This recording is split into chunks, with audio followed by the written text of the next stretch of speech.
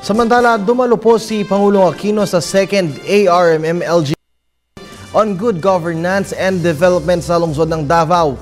Hinikayat po ng Pangulo ang publiko na suportahan ang isinusulong na pagbuo ng Comprehensive Agreement on the Bangsamoro sa pagitan po ng pamahalaan at ng MILF. Ang detalye po ng balita mula sa aming kasamang si Rocky Ignacio mula po sa Davao City live via Skype. Rocky, magandang hapon sa iyo dyan. Yes, maraming salamat, Curdy. Hinikayat nga ni Pangulo Aquino ang stakeholders sa Mindanao na suportahan ay sinusulong na pagbuo ng Comprehensive Agreement on the Bangsamoro sa pagitan ng gobyerno at Moro Islamic Liberation Front. Dumalo ang Pangulo sa ikalawang Autonomous Region ng Muslim Mindanao LGU Summit on Good Governance and Development dito sa Davao City. Hiling ng Pangulo pagkatiwalaan ng lahat ay sinusulong na kasunduan. Formal namang ipinagkaloob ng ARMM ang isang resolusyon na sumusuporta sa pagtatayo ng bagong Bangsamoro. May tema na strengthening regional stakeholders, partnership towards revitalized ARMM in transition to Bangsamoro.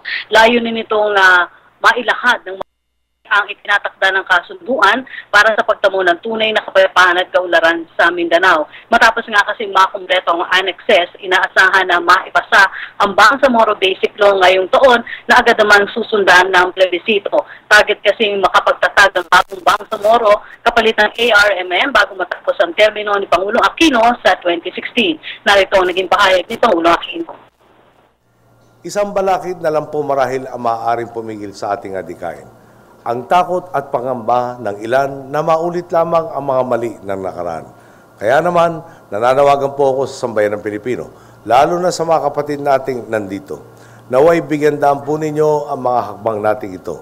Makakaasa po kayong sa bawat kasunduang ating nilagdaan ay nakataya ang aming dangal at pangalan. Hinihimo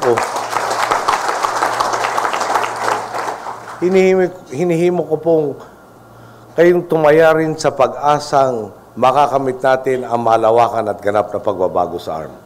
Tiyakin po natin hindi na tayo babalik pa sa nakaraan.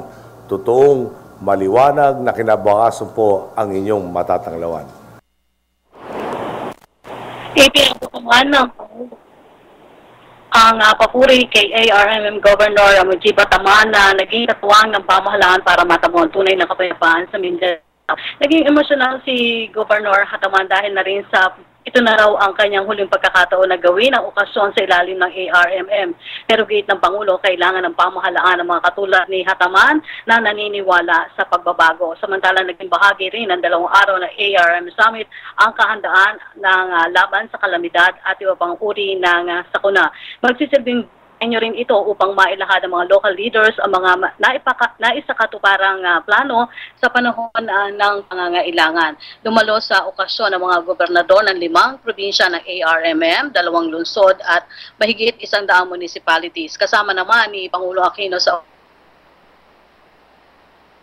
sina Defense Secretary Walter Gasmin, Presidential Advisor on the Peace Process Teresita Deles, DILG Secretary Marojas, Agriculture Secretary Proceso Alcala at MMDA Chairman Francis Tolentino. At yan po ang ating pag-uulat mula dito sa Davao City para sa Telebisyon ng Bayan. Ako po si Rocky Ignacio.